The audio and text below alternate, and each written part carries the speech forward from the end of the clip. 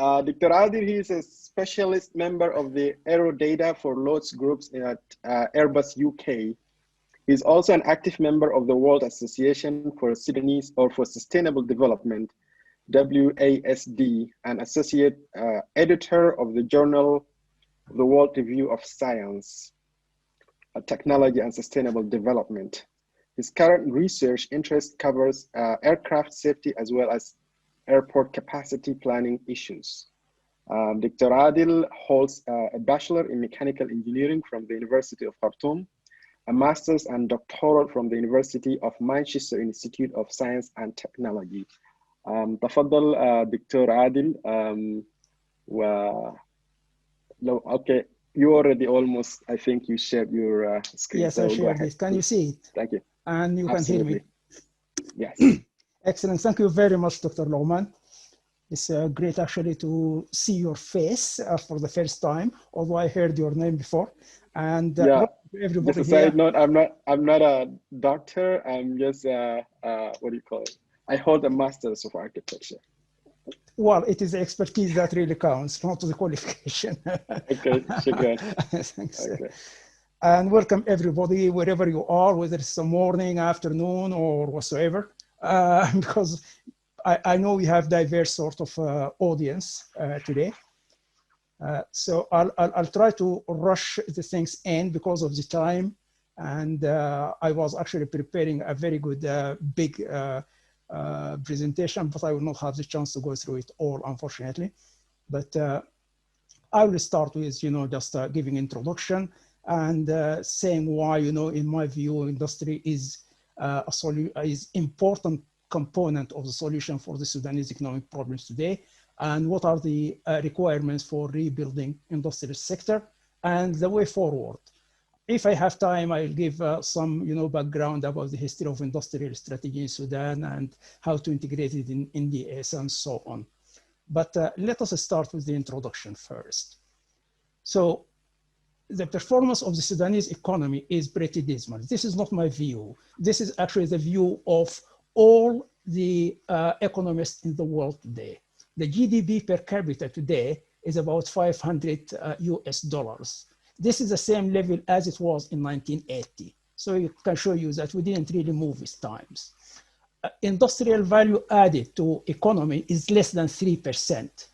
This is even 1/4 of the level of 1980. So no wonder that, the Sudanese economy is going downhill.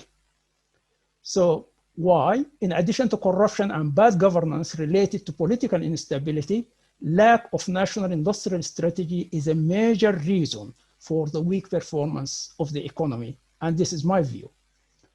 Hence, to get out of poverty and put the country's economic growth back on track, the Sudan needs to formulate a national development plan with industry at its heart and main focus.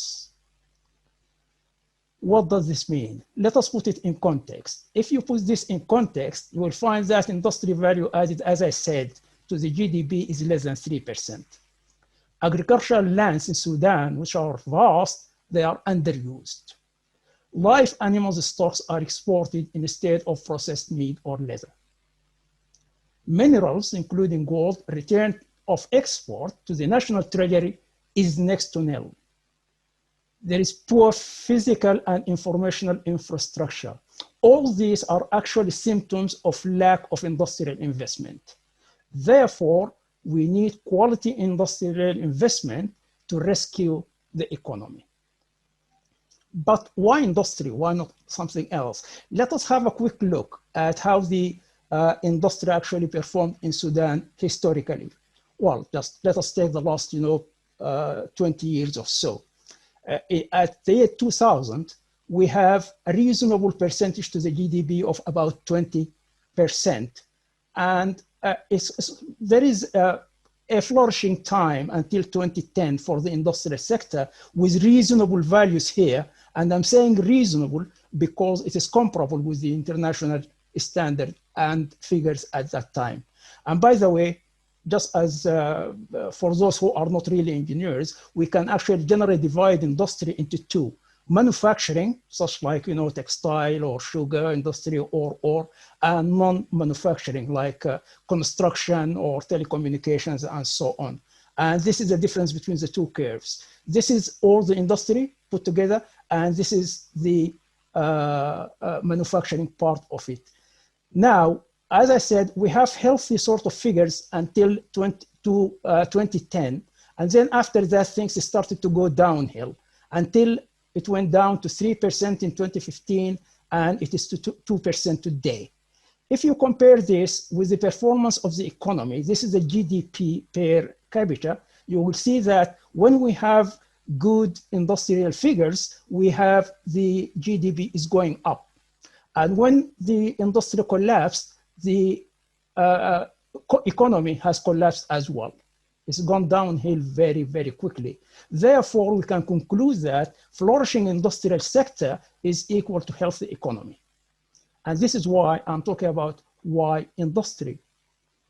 So, and to put the economic case for the industry, first of all, let us remember that, you know, the industrial process stands on three legs. We must have industrial strategy to set the vision, to set the objectives, the priorities, and then from that strategy, you have to draw industrial policy, which is responsible for creating an investment attractive environment for investors to come and share, you know, your objectives and your strategy. And to put those objectives in implementation, you need a good industrial plan. All these should actually act as part of our national development strategy or national development plan, and it has to be integrated into it. Additionally, the industry helps the country to do what? To accumulate capital, provide employment, reach self-sufficiency of produced goods, increase foreign currency reserves, and it also offers a viable path for skill and technology development and transfer. It also incentivizes and stimulates infrastructure development. So in short, we can say that it is a prime mover for the economy. But how it works? How does it work in practice? I'm putting here an example of cotton as one of our major, you know, agricultural products. If you actually export cotton as raw material, you will get something like 1,600 US dollars per metric ton.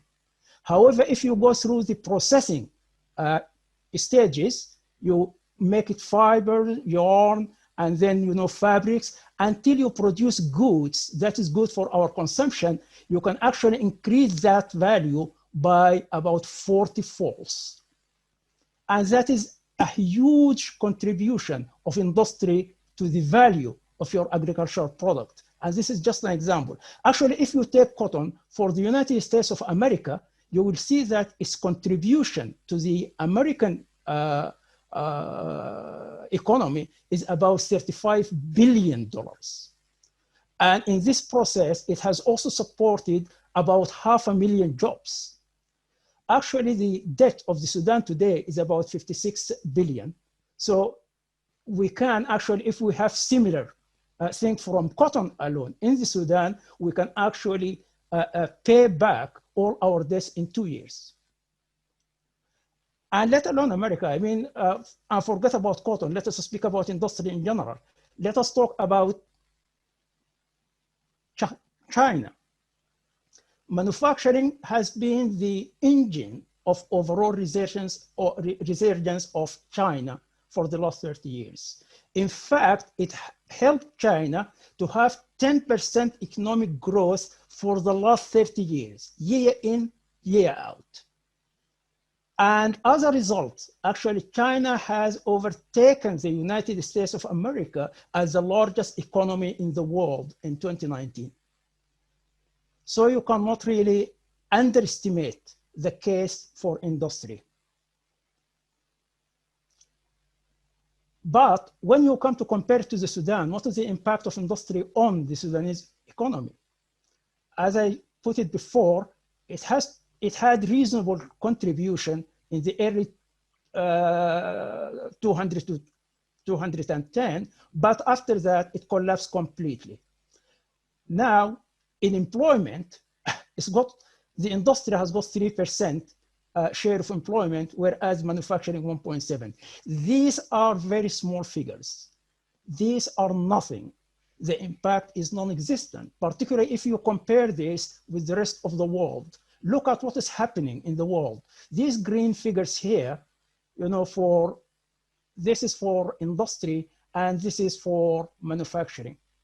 And if you just compare it with the low-income countries, then effectively the orange one is here for the industry and this one for manufacturing.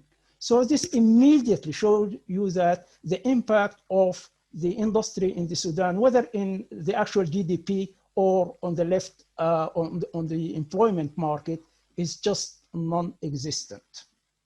And that is a crime.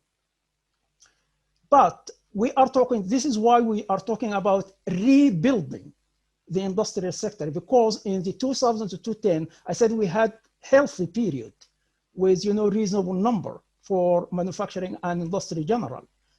Now we need to rebuild the sector, to contribute to our economy. But what do we need to do that? We need to create the investment attractive environment.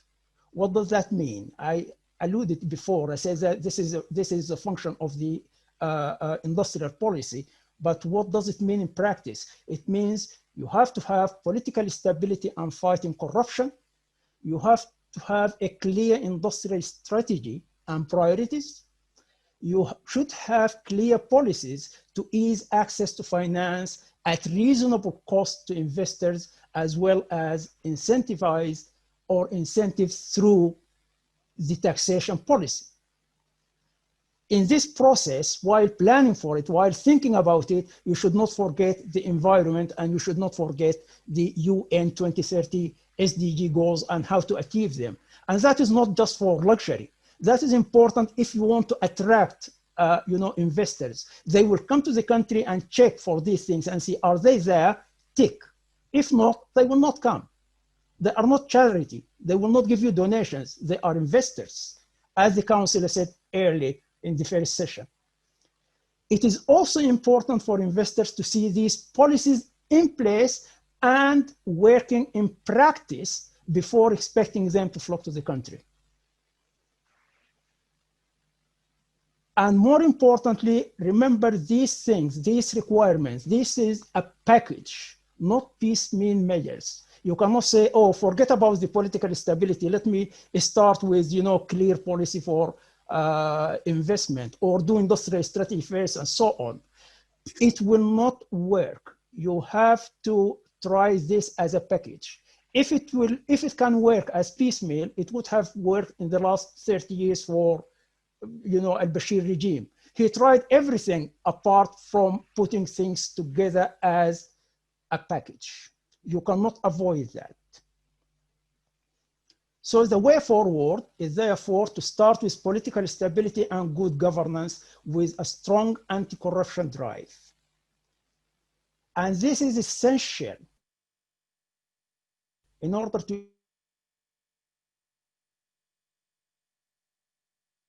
path for sustainable development and legislate for supportive policies and regulations to guide and monitor fair and strategic public and foreign investment. This alone has helped Ethiopia to increase their GDP by tenfold in 10 years. Between the years 2007, 2017, the GDP of Ethiopia has increased 10 times, all through the political stability, good governance, with a strong anti-corruption drive. So don't underestimate the power of political stability and fighting corruption. Then, once you do that, you have to formulate a national development strategy and plan. And that is important to set the vision, determine the priorities, guide the economy along the right path of sustainable development. And also, it gives economy the required stability in terms of planning and legislation in the short, medium, and long term. And this, as you know, again, the council said earlier on, we are not talking about 5 years or 10 years. We are talking about a strategy for 20, 30, 50 years. This, once you have it, with the right consultation with the experts, not politicians, then effectively you will take it out of the political arena. It will not be for this party to change the strategy today and tomorrow and so on. It will be something stable there, and it will guide, you know, the economy along the long term as well. So industrialization must be at the heart of a national development plan. And that is because it needs coordination between all the governmental departments, between every sector in the society.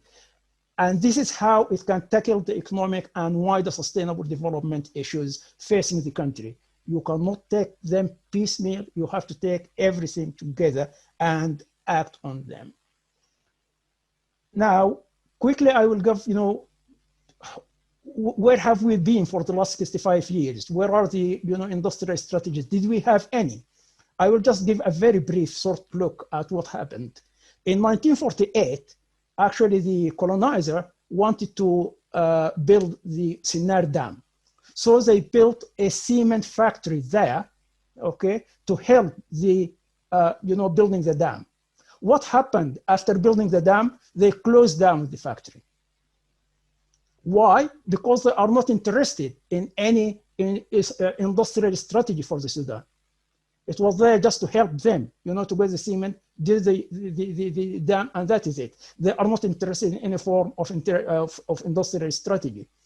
Between 1956 and 1969, industry was encouraged, yes, but there is no strategy as such. It wasn't driven by any strategy. There are private sector initiatives here and there. And then between 1969, 1989, and that is dominated by Nimeri sort of days, where we have seen a swinging pendulum from nationalization, because in 1969, Nimeri came supported by the Communist Party and the socialist parties in the Sudan. And then in 1983, he changed direction completely with the help of the Islamists at the time. And can you hear me? Yes. Okay. And that actually yes, we hear you, Adil. We hear you. Excellent. And then he moved from total nationalization to full liberalization. The last 30 years, which is dominated by al-Bashir time, 1989, 20, then that was all littered by wrong policies, mismanagement, favoritism, corruption. I would actually summarize all this and call it robbery and monopoly policies, which is actually, in short, in Sudan, we call it siyasat al-tamkin, tamkin policy. So needless to say, all these policies have failed completely. Why? Due to lack of strategic vision and direction, bad governance, wrong policies, mismanagement, corruption, and so on. So, as I said earlier, we have to integrate the national, the industrial strategy into a national development strategy or plan. But what would be the structure of that? Look at this. This is a structure of the national development strategy. You have the national development strategy, which should be owned by the prime minister. And then you can have sub-strategies for human resources, for economic development, for, you know, environment, for law and peace, for whatever, and you can count as many as you like. Each of these will actually include certain sectors of the economy and society. And then you need to integrate between these sectors, both vertically and, more importantly, also horizontally. This is important to ensure sustainability and break silos. And to do this, you need to integrate the whole strategy together, and therefore you have to have a council for strategic implementation, and this should be led by the prime minister. If you ask me where's the industry in this, I will point you to this economic development strategy, and the industrial strategy would be here at the heart of your national development strategy. Talking about industrial strategy, how can I know whether this is a successful one or not? And I'm going to give you, the view, not my view, but the view of the British Institute for Engineering and Technology, who actually gave this sort of elements as the main ingredients of successful strategy for industry. I will add to them that, the strategy has to be written in clear, concise language to provide clarity and attract investors. And it should also have detailed KPIs, key performance indicators. Without them, that is not a strategy. That is just ink on paper. And it must be based on SMART objectives. A SMART objective, SMART here means specific, measurable, achievable, realistic, and timely. It should also be based on social, cultural, and economic industrial structure of the country. So it should be indigenous to its environment. And it should be cross-departmental responsibilities. As I said before, this is why you need the integration to give the coordination and to ensure that the whole country is moving together. And therefore, to ensure that, because we are talking about 50 years, about, at least 30, 50 years, then effectively you need to have regular reviews, which has to be done by the experts, not politicians. And if you have that, this strategy is going to form the basis and justification for the industrial policy, which is responsible for creating the investment attractive environment. Why do we need investors? Why do we need to attract them? Remember that sustainable industrial development is not cheap. So building competitive industrial sector, it requires heavy investment in infrastructure, research and development, technology transfer, training. It also needs both human and capital resources. Now, the government cannot do all this by itself. It cannot do it alone. It has to be held by genuine partnership with private and foreign investors. By the way, here I should emphasize that all the things which I said before about, political stability, about, fighting corruption, about forming the industrial strategy to set the priorities and so on, the industrial policies, this is the work of the government alone. And by the way, it doesn't cost any money. But when it comes to implementing the industrial plan, then you need actually the investors to help you in that part, which we are not there yet, because we don't have a plan in the first place. So this is actually a model of how we can actually attract investors and partnership. And well, the main source of cash nowadays in the Sudan is the diaspora. Now, this is a model, to have a partnership between the diaspora, the Sudanese government or the country of origin, wherever they are, and the host country where they actually work at the moment, or the foreign investors from wherever they are. When you get all these three parties in a partnership, you integrate the efforts, then you can have a very successful model for industrial investment. I have said, I have written about this, in another paper in 2018. If you want to go back to that model and see how it works in practice, I will refer you to that instead of spending time now on it. So I will conclude now by saying that to get out of the poverty, Sudan needs to formulate a national development plan with industry at its heart and main focus. Industrialization is key to the Sudan and driving the economic development of the country. I have given the steps which need for industrialization, from good governance, political stability, then formulating the industrial strategy and vision, and the IP, which is industrial policy, and the right environment for sustainable development. However, industrial development is not cheap. It needs both capital and human resources. The government cannot do it alone.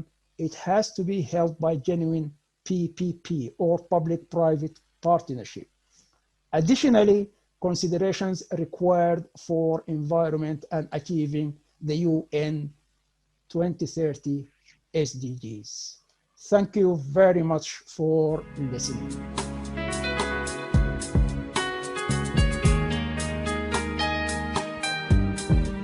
بنحلم بفضاء أوسع، بنحلم بزمن أجمل، بلاد ميلاد، بلاد ميلاد.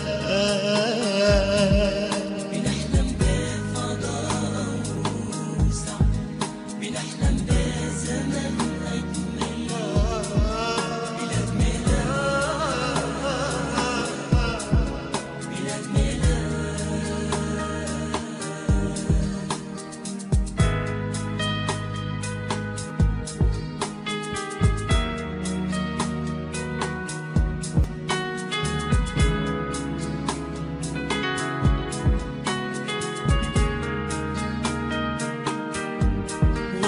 ممتد لحد حدود